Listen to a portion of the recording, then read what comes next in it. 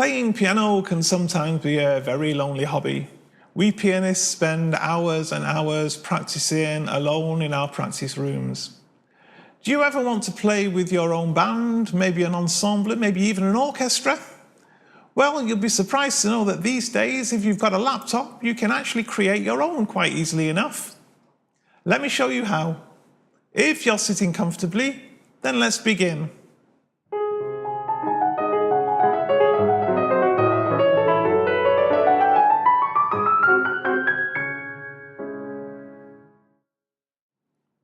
This is Tommy with Tommy's Piano Corner, the place for returning pianists, or indeed anybody who loves the piano, to share tips and ideas of how to get the most from this great hobby.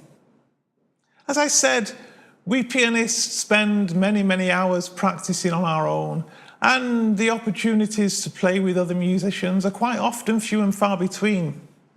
Frequently as well, when we do have the chance, the piano's not actually the solo instrument, it's just part of the backing band.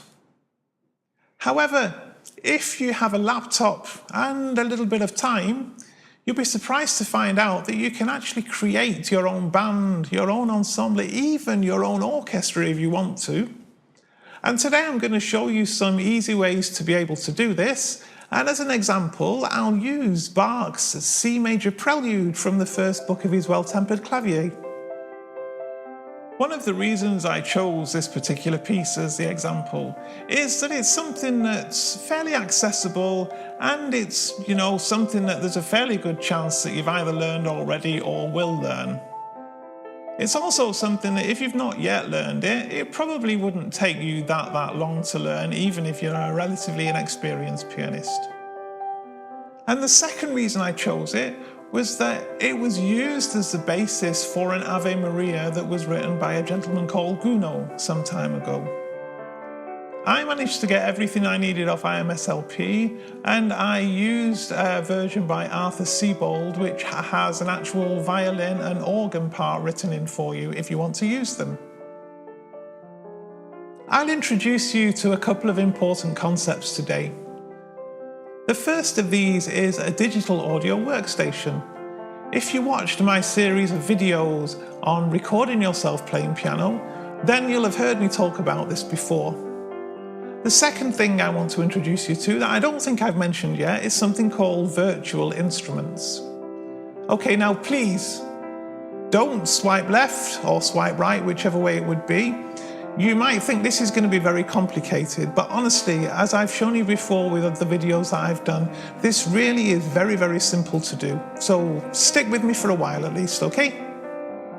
If you need some additional reading, I've done a few posts on my blog that talk about these things in a little bit more detail. So maybe after you've watched this video, if it's something you're interested in trying, go and check out those posts on my blog that I've put a link to below for you.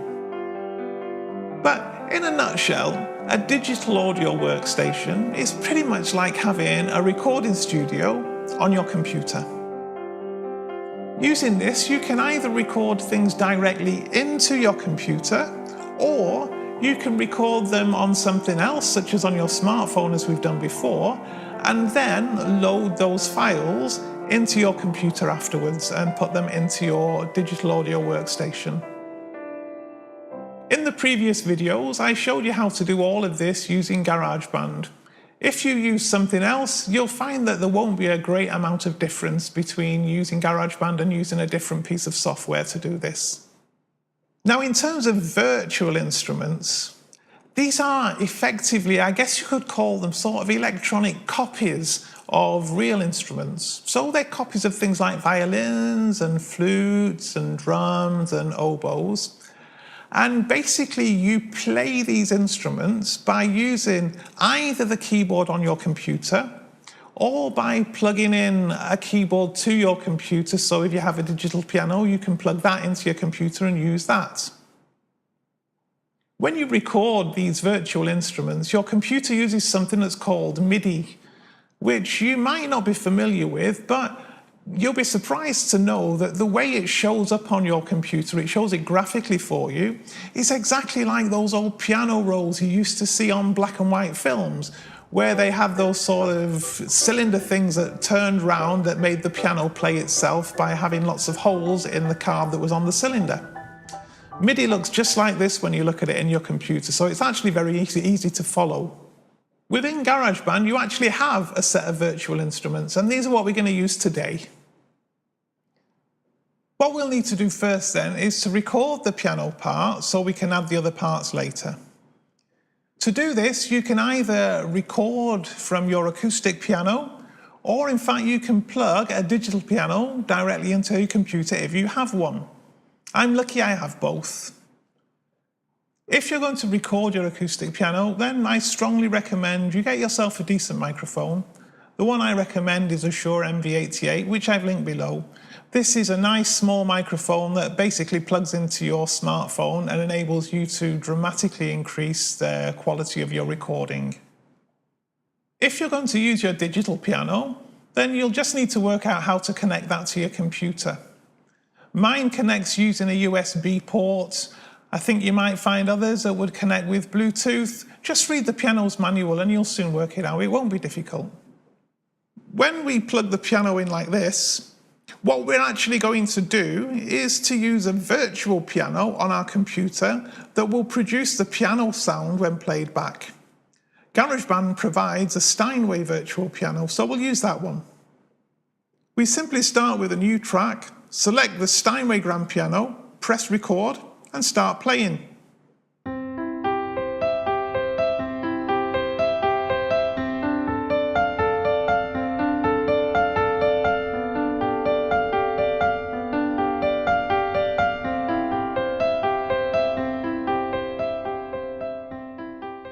If we're using a recording of an acoustic piano, then we'll simply drag and drop the files into Garageband as I've shown you how to do before. Once we've recorded the piano part, what we'll then need to do is add the other instruments to it. And the way we're going to do this is by creating new tracks within our Garageband project. And we'll have a different track for each instrument we use. Perhaps the simplest place to start is to record the melody. So basically what we'll do is we will listen to our recording of the piano play back to us in GarageBand, and over the top of that we'll use our keyboard to play the melody. And we'll tell GarageBand to record this as if it's being played by a violin.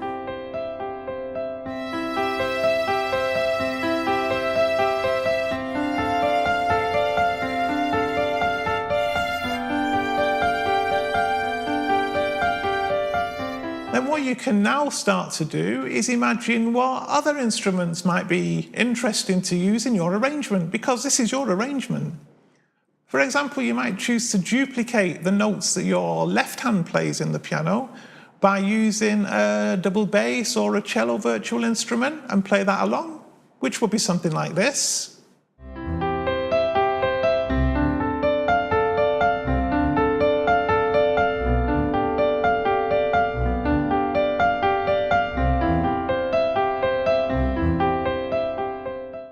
You might then want to add a string section to it to add a little bit more richness and colour.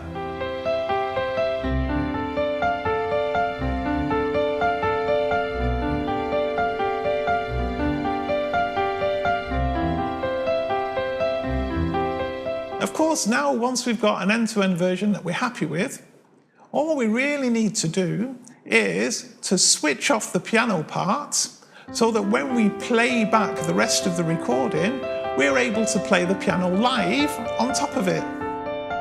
Once we're happy, we can save the recording to our computer, we can load it into our phone, we can load it into iTunes, we can play it through the stereo speakers in the house and play the piano along to it. I hope this has whetted your appetite to give this a try. What I've shown you here is just the basics to get you going. You can do it for any style of music, pick any song from your favourite artist, and you'll follow basically the same principles and processes to record your own arrangement of it onto your computer. I've put a couple of MP3s on my website for you that you can download. One of them is the entire recording with the piano there, And another is basically the backing recording where I've taken the piano out after the introduction so that you're then able to play the piano part along yourself at home. I hope you enjoy them. If you're not already, then do remember to subscribe to Tommy's Piano Corner. Click that little bell icon so that you're notified of new videos as and when they're released.